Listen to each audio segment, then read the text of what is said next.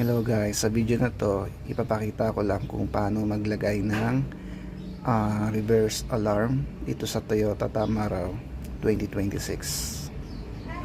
So ito yung alarm natin.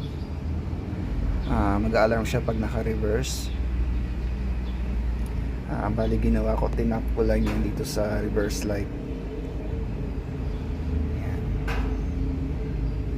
So nag-splice ako ng wire dyan para maikunik ko tong alarm na to. Then nag-add na rin ako ng blinker. Kabilaan yan, pero din dito sa kabila. Yan, naglagay lang din ako ng blinker para madali siya mapansin lalo na sa gabi pag nagre-reverse ka. Malaking bagay ang may reverse alarm para sakaling may biglang tumatawid sa likod mo, alam nilang maatras ka. Isa lang din kasing ilaw tong reverse light ni Tamaraw na stock eh. Kaya nagdagdag ako ng mga ilaw.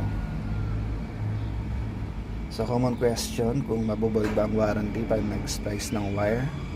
Yes, mabuboy po ang warranty. So nag-take lang ako ng risk. Basta alam mo yung ginagawa mo, safe naman yan. Hindi yan basta-basta magkakaroon ng problema.